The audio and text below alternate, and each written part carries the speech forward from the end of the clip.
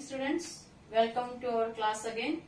It's our last section for unit 3 in which we have to take the other two exercises which we just left yesterday. Before we start our chapter, we start our read, I want to give you another thought, and that is do what is right, not what is easy. આપણે તે કરવું જોઈએ જે સાચું છે, ઠીક છે, સહી વસ્તુ છે, તે નહીં જે સરળતાથી થઈ જાય, ઇઝીલી થઈ જાય. ટૂંકમાં જીવનમાં હંમેશા સાચા રસ્તે જવાનું છે, સરળ રસ્તા પકડવાના નથી. Now we are just going for our read. I am starting the reading. So today I am taking your lesson further. We have to read now the two exercises which were left yesterday. So I am taking the screen exercise which has been shown by our writer to control the stress. એ કહે છે when emotions have taken you over, એ કે જ્યારે emotions જે છે એ તમારા પર હાવી થઈ જાય છે, it becomes nearly impossible to think clearly. એ ત્યારે તમારે સામે એક સ્પષ્ટ રીતે કોઈ પણ વિચાર કરવું અશક્ય બની જાય છે. Why it is so? Because emotion has overpowered your energy level, your brain, everything. So you can't think properly. Then it becomes very easy to make unwise decision. હવે જ્યારે ઇમોશન્સ આપણા મગજ ઉપર હાવી થાય છે ત્યારે શું થાય છે કે આપણાથી એવા ડિસિઝન લેવાઈ જાય છે જે આપણા માટે બિલકુલ યોગ્ય હોતા નથી, અનવાઇઝ હોય છે.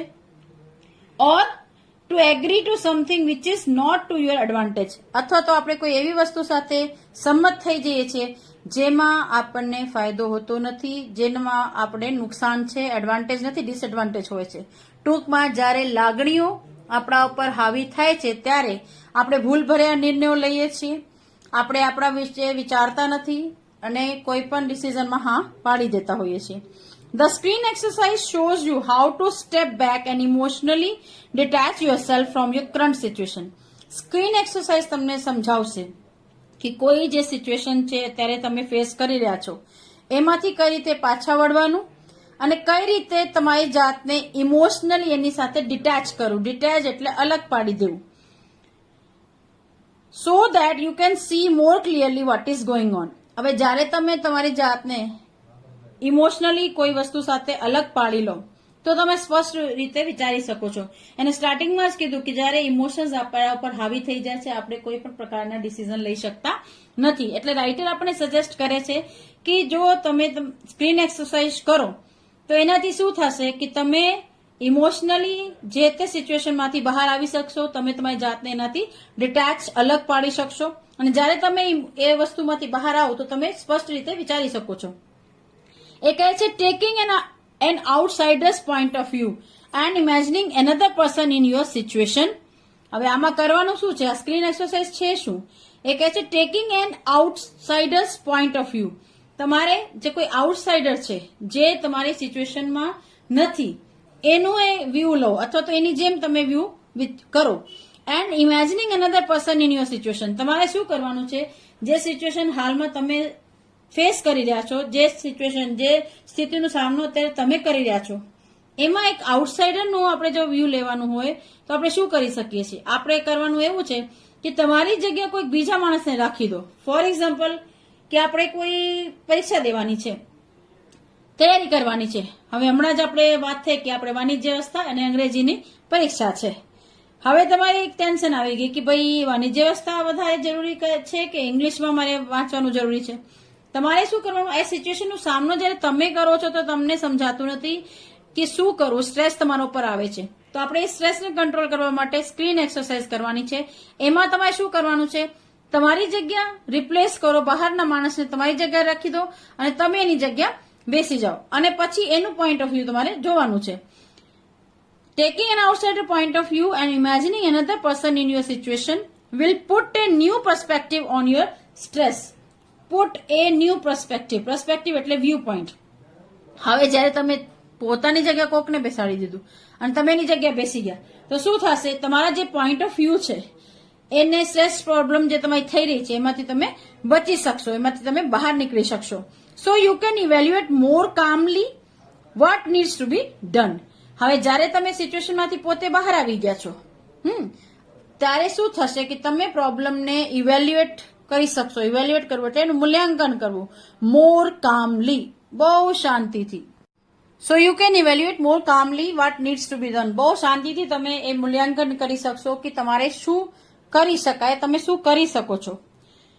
હવે કરવાનું શું છે? With your eyes close think about the situation that is currently causing you stress. કે આંખ બંધ કરો. આંખ બંધ કરીને તમે એ જે પ્રોબ્લેમ છે, એ જે કરંટ સિચ્યુએશન છે, જે તમને ખૂબ જ સ્ટ્રેસ આપી રહી છે, એના વિશે વિચારો. મેં હમણાં દીકરીઓ તમને દાખલો આપ્યો કે ધારો કે વાણિજ્ય વ્યવસ્થા તૈયાર કરવી કે ઇંગ્લિશ તૈયાર કરવું, એ વાતો તમને ત્યાં સ્ટ્રેસ છે, તો તમારે શું કરવાનું છે? આંખ બંધ કરો અને એના વિશે વિચારો. પછી imagine projecting the situation on to a screen in your mind as if it were a film you were watching. હવે દીકરો તમે જોયું હશે કે પિક્ચર જે છે સિનેમા હોલમાં પ્રોજેક્ટરથી ચાલે છે. એ કે છે તમારે શું કરવાનું છે? એક સિચ્યુએશન છે એનું પ્રોજેક્શન કરવાનું છે. Imagine projecting the situation on to a screen in your mind. તમારા મનના જે સ્ક્રીન છે એના ઉપર એ સિચ્યુએશનને એક ફિલ્મની જેમ રિલીઝ કરો. જેમ ફિલ્મ જાતી હોય એ રીતે તમારી સિચ્યુએશનને એના પર મૂકો. આંખ બંધ તમે કરી. હવે તમારી સ્ક્રીન ઉપર બે પ્રશ્ન તમને થઈ રહ્યા છે. Whether I have to learn English for my test or whether I have to pay more attention on BA. આ બે પ્રકારની સિચ્યુએશન તમારી સામે આંખ બંધ કરી તમારી સામે એ આવી ગયું. Include only what has really happen, not what you are afraid might happen. એ સિચ્યુએશન જે તમે અત્યારે દર્શાવી રહ્યા છો સ્ક્રીન ઉપર, એમાં ખાલી એ જ બાબતનું ધ્યાન લેવાનું છે જે ખરેખર થઈ રહી છે. એ બાબત નહીં vote you are afraid might happen, જેનાથી તમે ડરી રહ્યો કે આ થઈ શકશે. ખરેખર શું થઈ રહ્યું? ફોર એક્ઝામ્પલ, ભાઈ મારે બે તૈયારી કરવાની છે, એ ખાલી આ એ બાબતને જ રાખવાનું. એમ નહીં કે અંગ્રેજી નહીં ભણું તો પ્રકૃતિ ટીચરને ખરાબ લાગશે, વાણિજ્ય વ્યવસ્થા નહીં ભણું તો બીજા સરને ખરાબ લાગશે. નહીં, ખાલી એ જ કે મારે કયો વિષય ભણવાનું છે. આ સ્થિતિ તમે મૂકી દીધી, તમારા સ્ક્રીન ઉપર એ પ્રશ્ન રજૂ કરી દીધું. હવે એ પ્રશ્ન રજૂ કર્યા પછી એના બીજા કોઈ વિચાર કરવાના આવતા નથી. Replace yourself in the film with someone else of the same gender. હવે એ પ્રશ્ન તમે સ્ક્રીન ઉપર મૂકી દીધું છે. હવે તમે એ પ્રોજેક્શનના રૂમમાંથી, જે મનમાં ચાલી રહ્યું છે એમાંથી બહાર આવી જાઓ. તમારે શું કરવાનું છે? તમારી જગ્યા સેમ જેન્ડર, સેમ જાતિના જે માણસ છે, ફોર એક્ઝામ્પલ તમે સાવલિયા અલ્પા છો કે સાવલિયા બીના છો કે સાવલિયા મકવાના છો, કોઈ પણ દીકરી છે એને પોતાને એમાં મૂક્યું. હવે એની જગ્યા તમે રિપ્લેસ કરવા માંગો છો તો કોઈ પણ દીકરીને કરી શકો છો, શ્રુતિને, આશાને, વિભૂતિને, ગમે ને. તો એ ઓર બી આપણે રાખીએ. ઓકે, નકર બીજી દીકરીઓને ખોટું લાગી જશે, મારું નામ નથી લીધું. ખેર, એ ને બી એ સિચ્યુએશન સ્ક્રીન ઉપર મૂકીને બહાર નીકળી જશે અને એની જગ્યા બેહાડશે બી ને. Watch the film as an outsider observer. હવે આ ફિલ્મમાં તમે એક આઉટસાઇડરની જેમ, એક આઉટસાઇડર જે નિરીખી રહ્યો છે, જોઈ રહ્યો છે, એ રીતે તમારે જોવાનું થશે. કારણ કે તમે પોતાની જગ્યા રિપ્લેસ કરી દીધું છે. એ છે એની જગ્યાએ બી આવીને બેસી ગઈ છે. How do you feel about what is going on in the film. હવે વિચારો કે જે એ ફિલ્મમાં થઈ રહ્યું છે એના વિશે તમે શું વિચારો છો? What advice would you give the person who is replacing you on the screen. જે પર્સન જેને તમે રિપ્લેસ કર્યું છે સ્ક્રીનથી, એને તમે શું એડવાઇસ આપી શકો છો એ વિચારો. Open your eyes again and act on your own advice. હવે આંખો ખોલો અને જે એડવાઇસ તમે આપ્યું છે એ મુજબ તમે પોતે એને એડવાઇસ મુજબ તમે પોતે એ એક્શન કરી શકો છો. ટૂંકમાં જ્યારે તમે આઉટસાઇડર બની ગયા તો તમે ફ્રી થયા, તમે એ સિચ્યુએશનમાંથી બહાર આવી ગયા, તમે એમાં સારી રીતે વિચારી શકો છો. અને જ્યારે એ વિચાર કે આ પ્રોબ્લેમનું સોલ્યુશન શું છે એ તમને આવી ગયું તો તમે ફરીથી એ જગ્યા જઈને બેસી જાઓ અને તમને તમારી મુસીબતનું, તમારી જે સ્ટ્રેસ કારણ થતું હતું એનું એક ઉકેલ મળી ગયું છે. સો આ સ્ક્રીન એક્સરસાઇઝ જે છે એમાં શું કરવાનું થાય છે કે તમે જે સિચ્યુએશનમાંથી પસાર થઈ રહ્યા છો એનું તમે શું કઈ રીતે ઉકેલ કાઢી શકો છો એના માટે તમારે એ કામ કરવાનું હોય છે. કારણ કે આપણે સિચ્યુએશનમાં ફસાઈએ ત્યારે સ્ટ્રેસ થાય છે. So you have to manage your stress. તો third exercise is screen exercise. By this using the screen exercise you can manage your stress by replacing the another person in your situation and you can find the result of any question or of any problem. You can deal with, because you put someone in front of that situation and you come outside and you can think freely. So you can decide the things very well because now you are not in the situation. તમે situation માંથી બહાર આવી ગયા છો એટલે તમે સારી રીતે એને ડીલ કરી શકો છો. ચોથું ને લાસ્ટ આપણી જે એક્સરસાઇઝ છે એ છે એન્ટિસિપેટિંગ સક્સેસ. એ કહે છે when life become too hectic એટલે વધારે પડતી બિઝી, કે જ્યારે જીવન વધારે પડતો બિઝી થઈ જાય છે, we can end up feeling mentally ટાઈડ ઇન નોટ્સ. આપણે જ્યારે દિવસનો અંત થાય ને તો આપણને એમ થાય છે કે we are tired in knots. આપણે બધા ગાંઠોમાં બંધાઈ ગયા છે, ચારે કોર ટેન્શન ને કામ ને એલી ગાંઠો. Nothing seems easy and positive. કોઈ વસ્તુ પોઝિટિવ અને ઇઝી દેખાતી નથી. Pessimism sets in and we can not see a way out of our current problems. અને ત્યારે શું થાય છે, આપણી અંદર પેસિમિઝમ આવી જાય છે. પેસિમિઝમ એટલે નેગેટિવ થિંકિંગ, નકારાત્મક વલણ. જ્યારે ખૂબ જ કામનો ભાર વધે છે, મગજ કામ કરતું બંધ થઈ જશે, આપણી ઇમોશન્સ, માઇન્ડ, બોડી બધું એકબીજા ઉપર આવી જાય છે અને સ્ટ્રેસ વધી જાય છે, તો શું થાય છે, આપણે સારી રીતે વિચારી શકતા નથી. તો એનો અસર શું થાય છે, આપણે પોઝિટિવ નેગેટિવ થિંકિંગ આપણા પર હાવી થઈ જાય છે. પેસિમિઝમ સેટ્સ ઇન એટલે અંદર આવી જાય છે. And we can not see a way out of our current problem. જે સિચ્યુએશનમાં આપણે હોઈએ ત્યારે આપણને રસ્તો સૂઝતો નથી. We can open a source of optimism with the technique of anticipating success. તમે એ નેગેટિવિટીમાંથી બહાર નીકળવા માટે ઓપ્ટિમિઝમનો સ્ત્રોતના રૂપમાં એન્ટિસિપેટિંગ સક્સેસને લઈ શકો છો. ઓપ્ટિમિઝમ એટલે પોઝિટિવ થિંકિંગ, હકારાત્મક વલણ. પેસિમિઝમને જો તમે દૂર હકાલવું હોય તો ઓપ્ટિમિઝમની બહુ જરૂર પડે છે. અને જ્યારે તમે ઓપ્ટિમિઝમ અંદર તમારે મૂકવા માંગો છો તો સૌથી પહેલી વસ્તુ છે આપણે એન્ટિસિપેટિંગ સક્સેસ કરીએ. એન્ટિસિપેટિંગ સક્સેસ એટલે સફળતાની ધારણા કરવું. એન્ટિસિપેટ એટલે ટુ એઝ્યુમ, કોઈ વસ્તુને ધારવું કે હા મને સક્સેસ મળ્યો છે, મને સફળતા મળી ગઈ છે, મને ફેલિયર નથી, અથવા તો હું કોઈ દિવસ હારીશ નહીં, હું જીતીશ જ. આવું વિચારીને તમે આગળ વધો. એ કહે છે settle back in a chair and close eyes. એક ચેર ઉપર બેસો અને પોતાની આંખો તમે બંધ કરો. Experience with all your senses what it feels like to have achieve something.